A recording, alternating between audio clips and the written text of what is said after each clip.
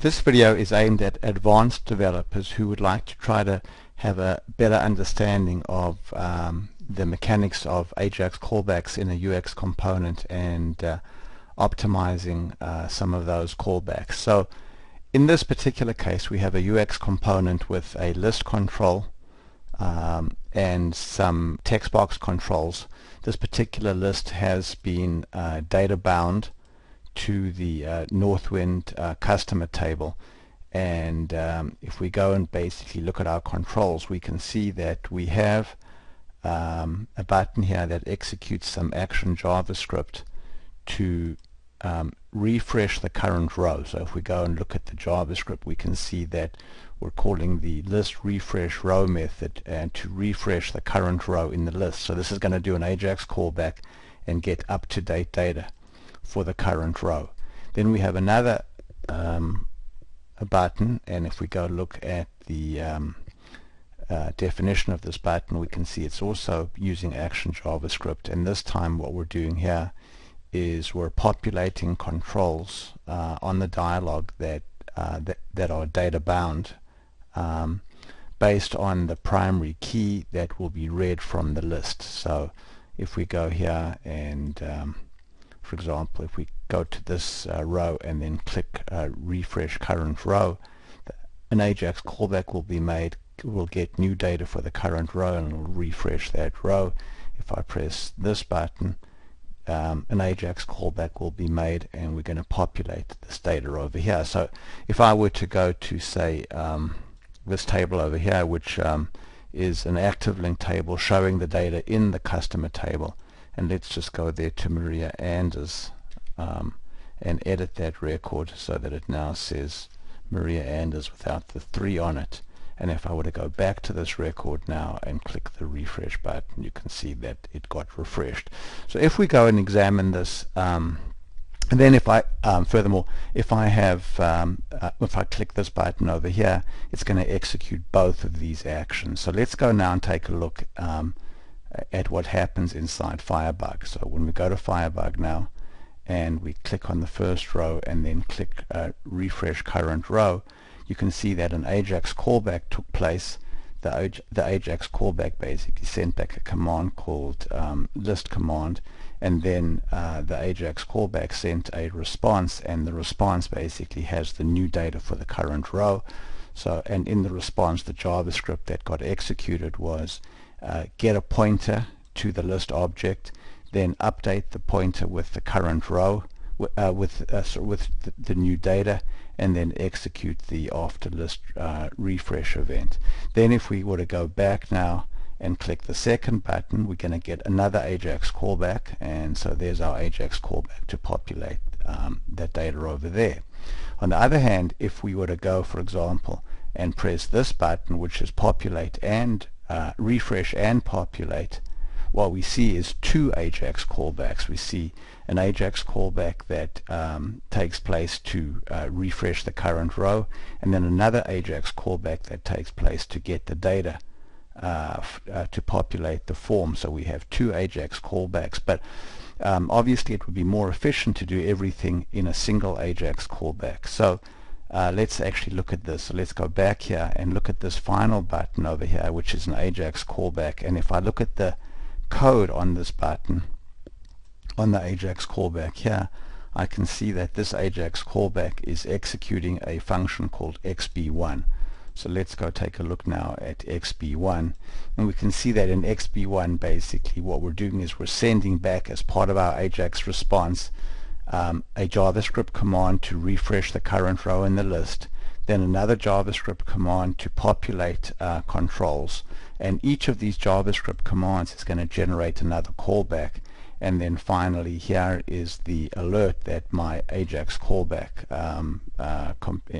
is sending back. So this is my AJAX callback handler here, and it can do anything that we would like on the server and send any JavaScript back. So in this case we're sending back 3 distinct JavaScript commands. So let's take a look now at what happens when we do this.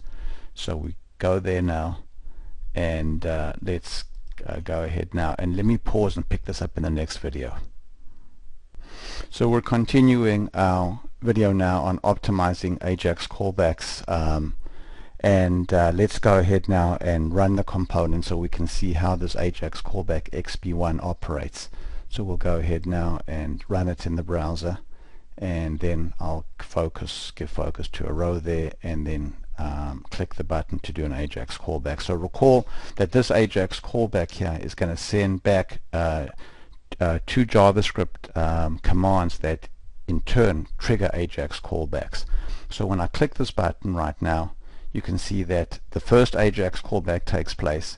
The response from the server gets sent back to the browser, and that response triggers two more Ajax callbacks, and then finally the alert shows up. And of course this all happens asynchronously because Ajax is asynchronous. So what we have here is three Ajax callbacks, which of course is not as efficient as we'd like. We would prefer to click this button, have a single Ajax callback, and then have that Ajax callback compute all of the JavaScript necessary to refresh the current row in the list and also to populate these controls over here.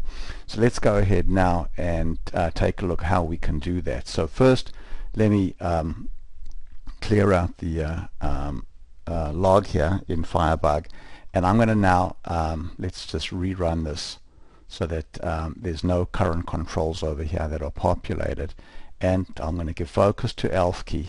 You can see it just says Maria Anders. Then I'm going to go back here to the table and edit Maria Anders so that it says Maria Anders 2. Go back now to my browser and hit this button over here, and I'll explain what's going on in this button next. But you can see now when I click this button now, we get a single Ajax callback. The form here is populated, and also the current row in the list is refreshed. So now we've achieved the same thing that this Ajax callback did, but we've done it all in a single Ajax callback. And let's go back now to the component and see what happened. So we'll go to controls now, and then we'll go to the button that we just clicked, and we can see that this button is also doing an Ajax callback, and it's calling back to a function called xb_refresh_row. So if we go back now to xbasic functions and look at xb_refresh_row, we can see that we're calling an xbasic function called a5uxAction. We're calling it twice. The first time we're calling it is to compute the JavaScript to refresh the current row in the list, and then we're setting some properties here that get passed in. So this dot variable OPS contains a property called primary key, which is the primary key of the row we'd like to refresh. Then ops.listID is the actual ID of the list we'd like to refresh.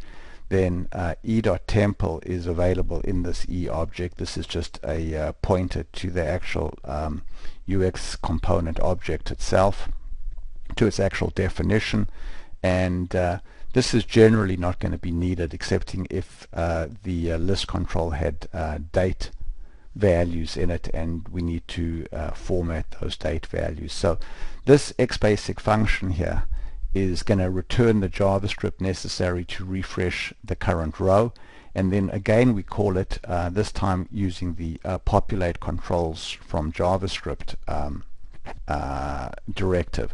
So let's go now and put a debug1 in here to see what happens when we click on that button. So we'll go back now, and I'll click on this button over here and then click the button. So here we go, we're now in our Ajax callback.